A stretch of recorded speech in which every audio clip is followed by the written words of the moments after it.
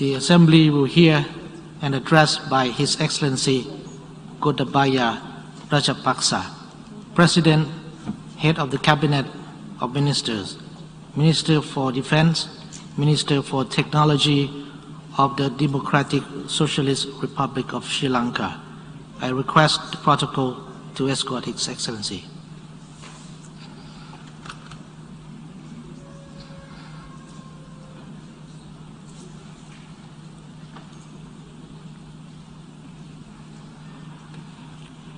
On behalf of the General Assembly, I have the honor to welcome to the United Nations His Excellency Gotabaya Rajapaksa, President of the Democratic Socialist Republic of Sri Lanka, and to invite him to address the Assembly.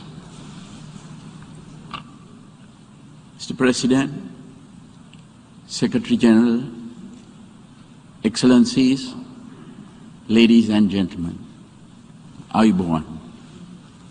I'm honored to represent Sri Lanka at this August gathering today. Let me first congratulate His Excellency Abdullah Shahid on being elected President of the 76th session of the General Assembly. Mr. President, you have long been a friend of Sri Lanka. We look forward to working closely with you in the year ahead. I also take this opportunity to convey our appreciation of His Excellency Volkan Bozkir's stewardship of the previous session of the General Assembly and to commend Secretary General Antonio Guterres for his leadership in these difficult times. Mr. President, the COVID-19 pandemic has had a devastating impact on humanity. I sympathize deeply with all who have lost their loved ones during the pandemic. I thank frontline healthcare and essential workers around the world for their dedication and commend the World Health Organization for its crisis response.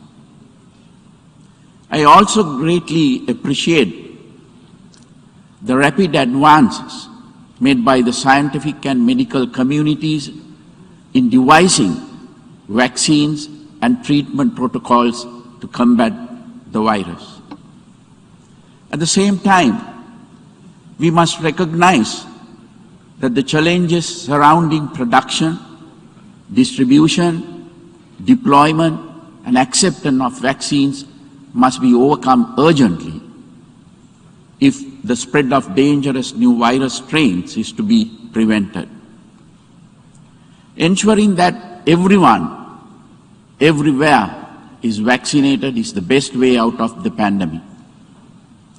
Although still a developing nation, Sri Lanka has been very successful in its vaccination program.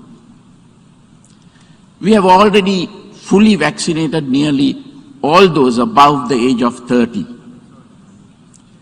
Everyone over the age of 20 will be fully vaccinated by the end of October. We will start vaccinating children over 15 years of age in the near future. The rapid progress of vaccinations was enabled by coordinated efforts between healthcare workers, armed forces, and police personnel, government servants, and elected officials. In collaboration with the WHO, Sri Lanka is establishing a regional knowledge hub to facilitate exchange of lessons learned from COVID-19 and support countries to recover better. Sri Lanka also benefited greatly from financial and material support provided by bilateral and multilateral donors to manage the pandemic. I thank these nations and institutions for their generosity. The increased global cooperation visible during this ongoing crisis is greatly encouraging. However, there is still more to be done. Mr. President, the economic impact of the pandemic has been especially severe on developing countries.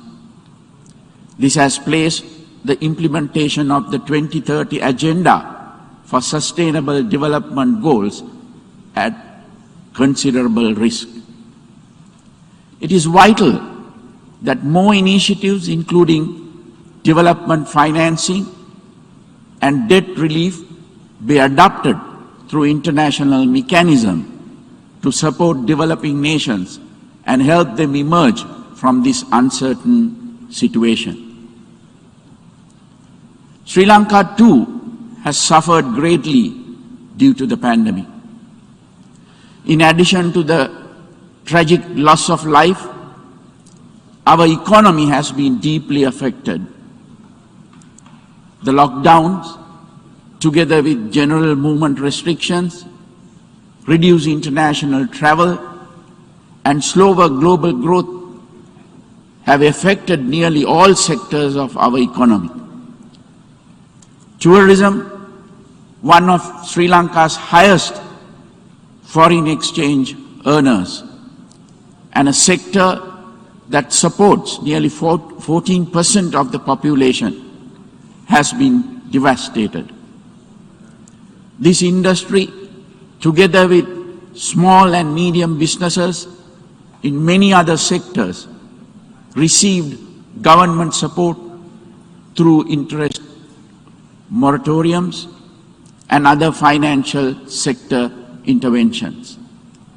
Daily wage earners and low-income groups were also supported through grants of cash and dry rations during lockdowns, adding significantly to state expenditure. In addition to their immediate impact, these economic repercussions of the pandemic have limited the fiscal space available to implement our development programs. Mr. President, as devastating as the consequences of the pandemic have been to humanity, the world faces the even greater challenge of climate change in the decades to come.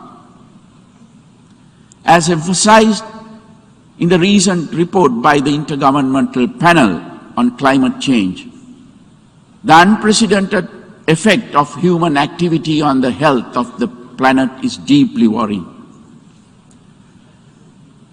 Addressing the grave threats posed by climate change and the loss of biodiversity requires decisive and urgent multilateral action. As a climate-vulnerable country, Sri Lanka is deeply aware of the dangers of climate change. Sri Lanka's philosophical heritage, deeply rooted in Lord Buddha's teachings, also emphasizes the vitality of preserving environmental integrity.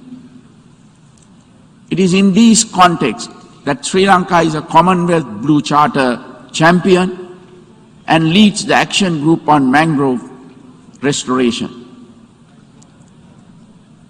Through the adoption of the Colombo Declaration on Sustainable Nitrogen Management, which seeks to have nitrogen waste by 2030, Sri Lanka has also contributed to global efforts to reduce environmental pollution. Having participated virtually in the pre-summit held in April, I trust that the United Nations Food Summit later this month will result in actionable outcomes to promote healthier, more sustainable and equitable food system globally. Such outcomes will be crucial to human health as well as to the health of our planet. Sustainability is a cornerstone of Sri Lanka's national policy framework. because of its impact on soil fertility, biodiversity, waterways and health, my government completely banned the use of chemical fertilizers, pesticides and weedicides earlier this year. Production and adoption of organic fertilizer as well as investments into organic agriculture are being incentivized. I appreciate the encouragement received from many global institutions and nations for our efforts to create a more sustainable agriculture in Sri Lanka. The conservation of our environment is one of our key national priorities. We aim to increase forest cover significantly in the coming decades. We are also working to clean and restore over 100 rivers countrywide and to combat river and maritime pollution. We have also banned single-use plastics to support ecological conservation. Sri Lanka recognizes the urgent need to reduce use of fossil fuels and support decarbonization. Our energy policy seeks to increase the contribution of renewable sources such as solar, wind and hydropower to 70% of our national energy needs by 2030. Mr. President, Sri Lanka welcomes the support of the international community as it engages in the task of reviving its economy and carrying out its national development program. We intend to make full use of geostrategic location and our robust institutions, strong social infrastructure and skilled workforce to attract investment and broaden trade relationships. My government is focusing on extensive legal, regulatory, administrative and educational reforms to facilitate this and to deliver prosperity to all our people. Sri Lanka has enjoyed universal adult franchise since pre-independence. The democratic tradition is an integral part of our way of life. My election in 2019 and the parliamentary elections in 2020 saw Sri Lankan voters grant an emphatic mandate to my government to build a prosperous and stable country and uphold national security and sovereignty. In 2019, Sri Lanka experienced the devastation wrought by extremist religious terrorists in the Easter Sunday attacks. Before that, until 2009, it had suffered from a separatist terrorist war for 30 years. Terrorism is a global challenge that requires international cooperation, especially on matters such as intelligence sharing, if it is to be overcome. Violence robbed Sri Lanka of thousands of lives and decades of prosperity in the past half-century. My government is committed to ensuring that such violence never takes place in Sri Lanka again. We are therefore acting to address the core issues behind it, fostering greater accountability, restorative justice, and meaningful reconciliation through domestic institutions is essential to achieve lasting peace. So too is ensuring more equitable participation in the fruits of economic development. It is my government's firm intention to build a prosperous, stable and secure future for all Sri Lankans, regardless of ethnicity, religion or gender. We are ready to engage with all domestic stakeholders and to obtain the support of our international partners and the United Nations in this process.